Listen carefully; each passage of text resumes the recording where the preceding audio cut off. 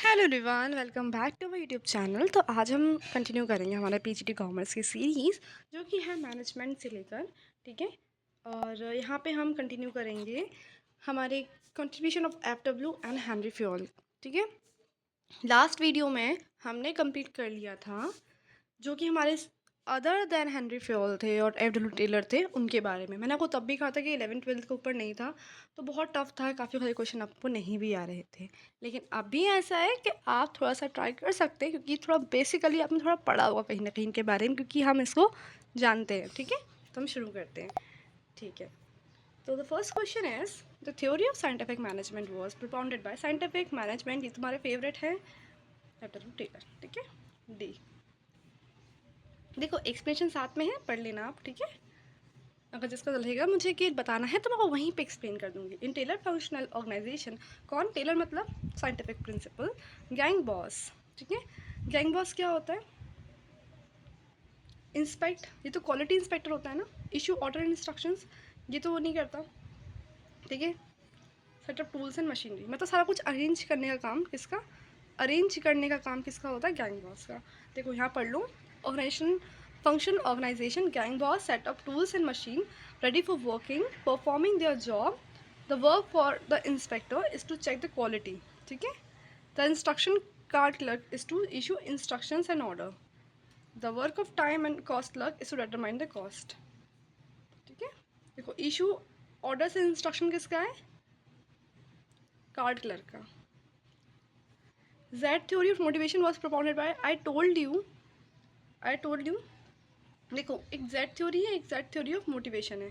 ठीक है। तो ये वाली जो अपनी थ्योरी थी, ये हमारी LF उल्रिक। अच्छा, पीटर रगर ने क्या दिया था हमको? बताया था मैंने आपको, मैनेजमेंट बाय ऑब्जेक्टिव दिया था, है ना।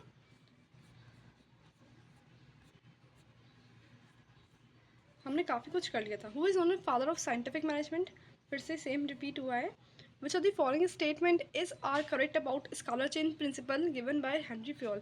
आपको पता है ना स्कॉलर चेन मतलब क्या होता है? एक आदमी है और दूसरा आदमी इधर है, तो वो सीधे कनेक्ट नहीं करेगा यहाँ पे, उसके जो पास ऑर्डर में जाएगा। ठीक है। ये करेगा इससे, ये करेगा इससे, ये करेगा इससे, ये करेगा इससे। और अगर मान लो इसको इससे कनेक्ट करना पड़ा इमरजेंसी में, तो हम इसे बोलेंगे गैंग प्लैंक। ठीक है। ये था स्कॉलर चेन। अब देखते हैं इसका ऑप्शन कहाँ पे है।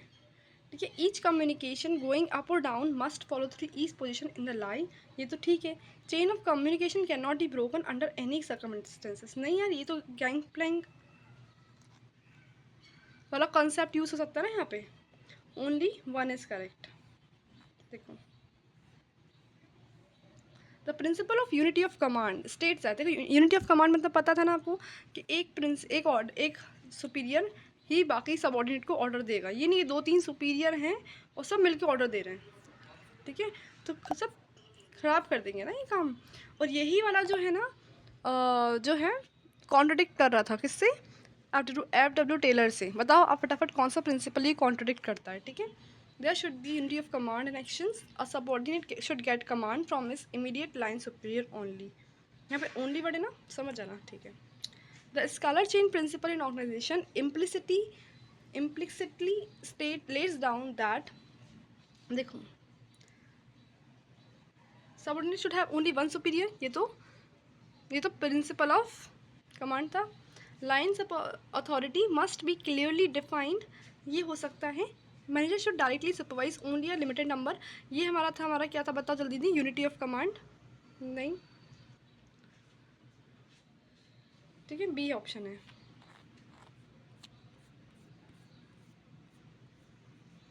The theory of scientific management was, sorry, जो theory of scientific management was propounded by, I think इतनी बार रिपीट कर देते हैं क्वेश्चन जितनी बार में आपको याद हो ही जाए। ठीक है। Delegation of authority makes the size of the organisation smaller, larger, very big, it does not affect. देखो ये तो होगा नहीं। देखो एक इंसान है और एक इंसान है, ये बड़ा ऑर्गेनाइजेशन होता है तभी तो होता है ये, है ना। छोटी सी शॉप है तो वो खुद संभाल लेगा, लेकिन इतना बड़ा ऑर्गेनाइजेशन है तो उसको डेलीगेट करना पड़ेगी अथॉरिटी। ये इसको करेगा, ये इसको कर देगा। ठीक है। तो ये चीज़ होती है लार्जर ऑर्गेनाइजेशन। ठीक है।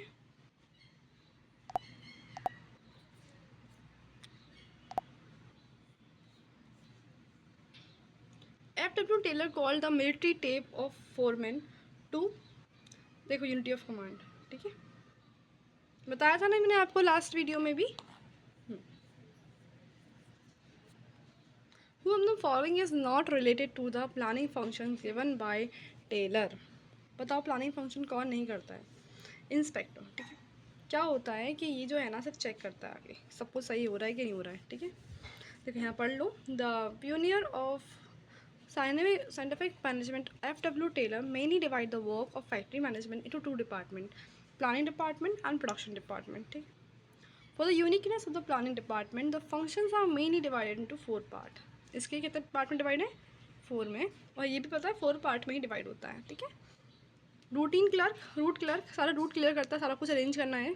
Instruction card clerk, time and cost clerk, discipline officer. Whereas the uniqueness of the production department is function mainly divided into 4 parts: gang boss, speed boss, rear boss, inspector.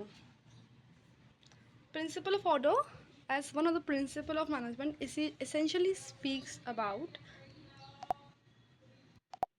a place for everything and everything in its place. Yes. अच्छा, मुझे याद है, मुझे एक बार मुझसे question पूछा गया था कि एक मॉल है, ठीक है, उससे प्रिंसिपल ऑफ ऑर्डर कहाँ दिखाई दिया आपको?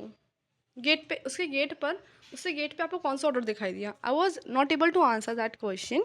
तो बेसिकली ये था कि जो वहाँ का जो वॉचमैन है वो सही जगह पे खड़ा है, अपने वो वॉचमैन जो है गेट पे खड़ा है क्योंकि उसकी वही प्लेस है। ये नहीं है कि वो जो है बिल मशीन के पास खड़ा होगा, नहीं, वो प्रिंसिपल ऑफ ऑर्डर ही है। मैंने बोला ओके, तो that time I wasn't able to answer, but आप तो देख लीजिए, कभी हो सकता है फंस सकते हैं इस क्वेश्चन में।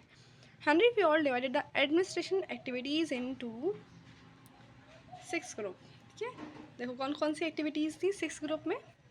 टेक्निकल, कमर्शियल, फाइनेंशियल, प्रोटेक्टिव 2 बार में डिवाइड करा, personal safety and property, plant and property protection, accounting and managerial. Number of, ये तो 14 है भाई, देख के ही समझ में आ जाता है ना। ये 14 कौन कौन से, जल्दी से एक नज़र मार लेते हैं। Division of work, authority, responsibility, discipline, unity of command, direction, subordination of individual interest, remuneration, centralisation, scalar chain, order, equity, stability, initiative, esprit de corps. Esprit de corps क्या होता है? वी बोलो, ना कि आई बोलो, ठीक है। As per the principle of management suggested by Fayol, it what does the principle of esprit de corps essentially talk about? I told you. So the following is not an aim of scientific management. Increase productivity, ये तो है यार। Quality control, ये भी है। Cost reduction, ये तो है ही है यार। इनिशिएटिव इज फैसिलिटिंग शोल्डरिंग, ये क्या है? तो हमने पढ़ा ही नहीं कभी ना, फिर पढ़ लेते हैं। F.W. Taylor was the father of scientific management, पता है। He was always emphasized on increasing the production of organization, ये भी पता है हमको, तभी तो उन्हें scientific management दिए थे। His principle was also increase the productivity of the organization, एक ही सेम बात बोली है। The objective of scientific management were to improve the quality control, cost cut, and introduce initiative wages to workers. It is clear that scientific management has been focused on product and production. It ensures efficient and timely discharge of responsibilities. One among the following is known as the father of scientific management. और आज हमने अलग से ये तो जो है निकाला है, Henry Fayol and Edward Teller. तो इसी क्वेश्चन आएंगे, सीधी बात है। देखो, प्रिंसिपल टेलर की फेमस बुक है जो प्रिंसिपल ऑफ साइंटिफिक मैनेजमेंट, वो कब पब्लिश की गई थी? देखो इसमें 1911 लिखा हुआ है, इसे बताया नहीं है, यहाँ पढ़ लो। देखो इसमें क्या बोला, साइंटिफिक मैनेजमेंट की बुक जो थी 1911 में पब्लिश हुई थी। उन्हें इस बारे से बताया था फर्स्ट साइंटिफिक प्रिंसिपल के बारे में। क्या था ना, scientific method, not the thumb take rule, coordination, cooperation, scientific selection of education, training staff. Scholarship बताओ किसने दी है? ठीक है, देखिए अगर ये स्कॉलर चेन है, अगर सी को एफ से कनेक्ट करना तो क्या होगा? गैंग प्लैंक, है ना। The principle that an employee should made accountable to only one superior, ठीक है। तो मतलब कुछ कुछ क्वेश्चंस अपन इतने हो गए हैं हेनरी फ्योल में कि अपन को तो वैसे ही जाता है। Primary focus of management by exception revolves around controlling. क्यों ऐसा क्यों? मैंने बताया था ना कि जो डेली एक्टिविटी है वो चल रही है, चलने दो। 19-20 का फ़र्क आता है, कोई बात नहीं, 19-20 लाख का फ़र्क आता है तो हम आगे मैनेजमेंट को बताएंगे, ठीक है। अब 19-20 लाख का फ़र्क हम कब चेक करते हैं, जब हम कंट्रोलिंग वाला फंक्शन करते हैं। कंट्रोलिंग फंक्शन में हमने बताया था, याद करो, उसमें क्या होता है कि अपना स्टैंडर्ड सेट करो, फिर एक्चुअल आउटपुट चेक करो, दोनों को मैच करो और फिर उसके बाद डेविएशन निकालो। और डेविएशन की बारी में जब 19-20 लाख का फ़र्क आए तो जाके मैनेजमेंट को बता दो, और 19-20 का फ़र्क आए तो वहीं के वहीं जो छोटे मोटे आपके अथॉरिटी बांटी होगी जूनियर्स को, सबऑर्डिनेट्स को, वहीं के वहीं डिस्कस करके सॉल्व करो, ठीक है। आई थिंक हमने काफ़ी कुछ कर लिया है। ये लास्ट क्वेश्चन है, इसके बाद हम नहीं 2 क्वेश्चन और कर लेंगे, इसके बाद हम इसको स्टॉप करेंगे, ठीक है, ताकि काफ़ी लंबा हो जाएगा वीडियो में। According to Taylor which of the following are related to functions organisation, बताओ। जनरल मैनेजर कौन सा है, ये तो था ही नहीं। जनरल मैनेजर इसमें भी है, ये एक साथ कैसे, डी, ज़्यादा बेटर ऑप्शन डी है, ठीक है। स्पीड बॉस इंस्पेक्टर, यहाँ पे देख लो, देखो प्लानिंग डिपार्टमेंट है, प्रोडक्शन डिपार्टमेंट, 4 इसमें है, 4 इसमें है। इसमें कौन कौन है, gang boss, repair boss, inspector, speed, routine clerk, instruction card clerk, time and process, disciplinary work. Henri Fayol has propounded principle, ठीक है। चलो फिर आज के लिए इतना ही। आप अपना ध्यान रखिए, मुस्कुराते रहें और हेल्दी खाएं, हेल्दी रहें, ठीक है। आप मुझे बताएं ज़रूर कि आपको कैसा लगता है ये वीडियो कमेंट में, ताकि मैं आपको और अच्छे अच्छे वीडियोस जो हैं लेकर आ पाऊँ। और मुझे बताइए आपको नेक्स्ट टॉपिक क्या चाहिए, ताकि मैं उस टॉपिक को लेकर आऊँ और आपका वो कॉन्सेप्ट भी क्लियर हो जाए। जैसे हमने बेड के पूरे कॉन्सेप्ट क्लियर कर लिए थे, हम ये भी क्लियर कर लेंगे, right. Okay, have a nice day, bye bye.